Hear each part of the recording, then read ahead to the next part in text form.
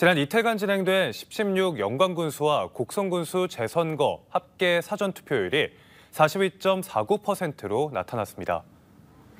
전남도 선관위에 따르면 어제와 오늘 이틀간 진행된 사전투표 결과 영광의 투표율은 43.06%, 곡성 투표율은 41.44%로 집계됐습니다.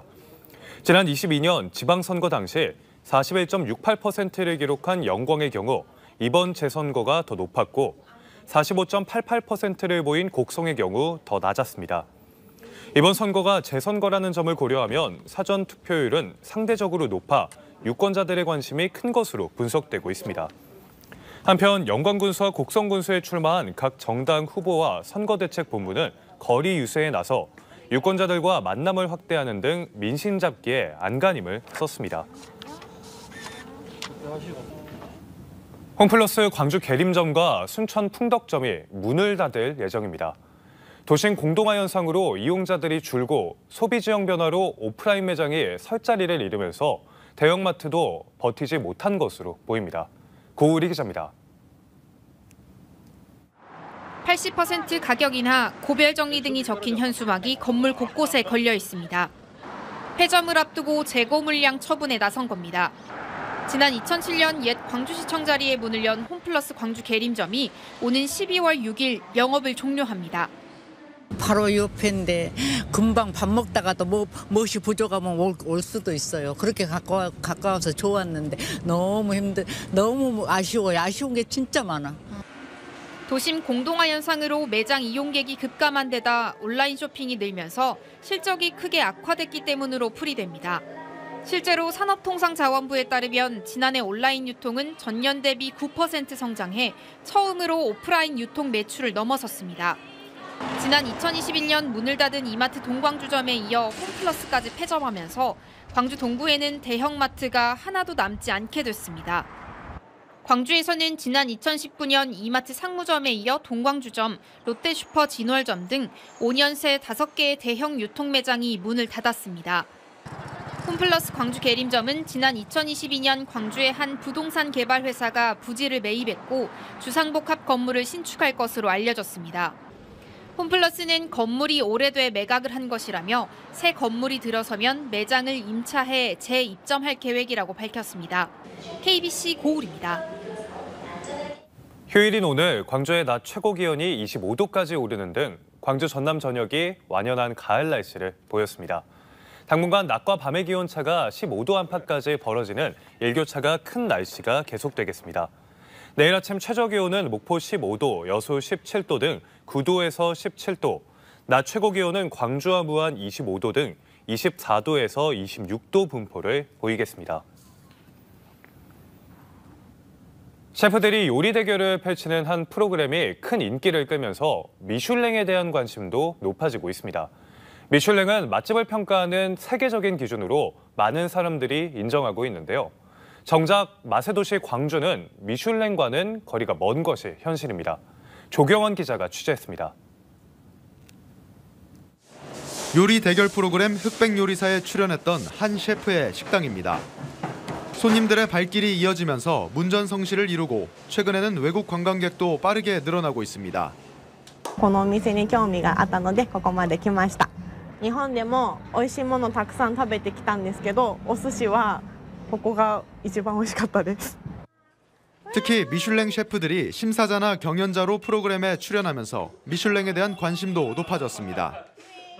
세계 최고 권위의 맛집 안내 책자인 미슐랭 가이드는 요리의 완성도, 셰프의 개성 등을 평가해 해마다 도시별로 정보를 제공하고 있습니다. 지난 2016년 서울에 이어 올해는 부산이 미슐랭에 이름을 올려 미식 관광객을 끌어들이고 있습니다. 그런데 맛의 도시로 알려진 광주에는 미슐랭 식당이 단 한 곳도 없습니다. 때문에 전통 음식부터 고급 요리까지 모두 갖춘 광주가 미슐랭을 통해 미식 관광객을 적극 유치해야 한다는 목소리가 나옵니다.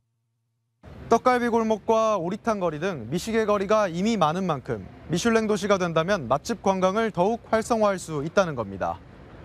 전문가들은 좋은 식재료와 인적 자원이 풍부한 광주가 미슐랭 도시로서 충분히 경쟁력이 있다고 평가합니다.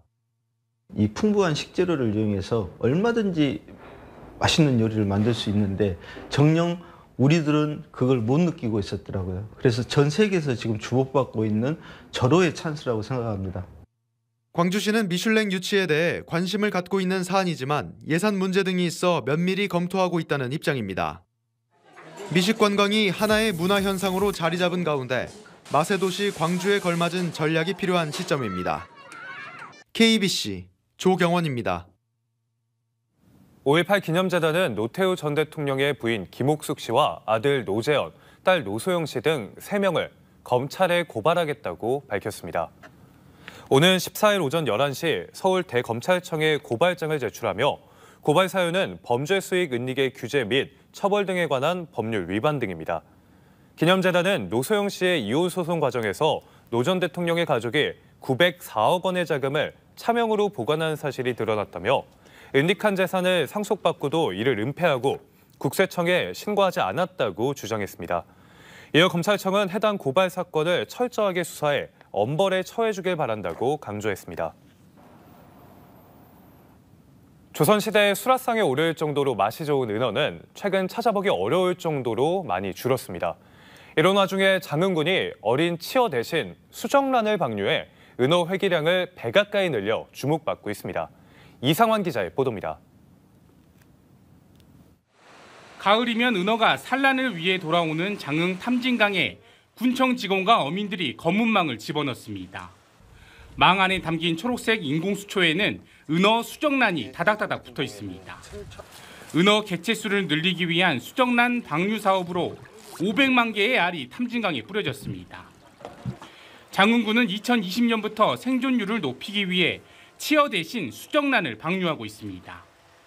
치어는 이제 인위적인 환경에서 케어를 받다가 방류가 되면 성장률이나 생존율이 떨어질 수 있습니다. 그러나 그 환경에 맞게 부화가 되고 또 이제 성장을 하는 수정란은 훨씬 더 효과가 좋다고 생각을 하고 있습니다. 강에서 부화한 은어는 강과 바다가 만나는 기수 지역에서 자란 뒤 1년 만에 다시 탐진강으로 돌아옵니다. 지난해 회귀한 은어 개체수는 2021년 대비 100 가까이 늘었습니다. 맑은 물에 사는 환경 지표종이자 회나 매운탕으로 인기가 높은 은어가 늘자 어민들이 가장 먼저 반겼습니다. 어족자원이나 각 수자원 차원에서도 상당히 많은 도움을 받고 있어 그런 보람된 느낌을 어민들이 한 사람도 느끼고 있습니다. 장흥군은 가을이 지나기 전에 600만 개의 수정란을 탐진강과 하천에 더 방류할 계획입니다. KBC 이상환입니다. 고흥 외나로도 인근 해상에서 39톤급 예인선에 불이 났습니다. 여수해경은 오늘 새벽 3시 반쯤 고흥군 외나로도 남쪽 5.1km 해상에서 39톤급 예인선에 불이 났다는 신고를 받고 출동해 1시간여 만에 불길을 잡았습니다. 예인선에는 선원 2명이 타고 있었지만 인명피해는 없었으며 해경은 정확한 화재 원인을 조사하고 있습니다. 80년 전남대 총학생회장으로 5.18을 주도한 후 반민주 투쟁을 벌이다 숨진 박관현 열사의 42주기 추모식이 열렸습니다.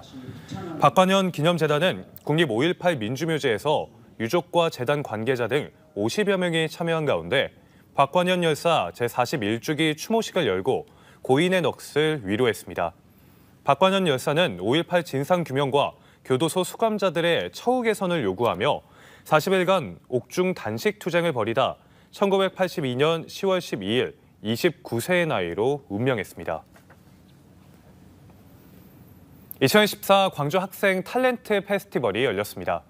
광주시교육청은 전남대 민주마루에서 본선 경연팀과 학생 교원 등 700여 명이 참여한 가운데 2024 광주 학생 탤런트 페스티벌을 열었습니다. 이번 행사에는 다양한 체험활동 부스가 운영됐고 댄스 4팀과 밴드 3팀 등 10개 팀이 참가해 기량을 겨뤘습니다. 광주 탤런트 페스티벌은 학생이 직접 기획하고 참여하는 학생 주도형 예술 활동 기반을 조성하기 위해 기획됐습니다. 2000년 전 마흔 사람들의 생활상을 엿볼 수 있는 제2회 광산구 국가유산 한마당이 열렸습니다. 신창동 마흔유적 체험관에서 열린 이번 행사에서는 기존의 우리고장 국가유산 활용 사업을 마흔광산존과 신창마을존 등 5개 부문으로 나눠 박람회 형태로 선보였습니다. 참가자들은 토기, 농기구 전시 등을 통해 마을의 생활상을 직접 배워보고 다양한 체험을 경험했습니다. 전라남도가 전남형 이민정책 모델 발굴에 나섰습니다.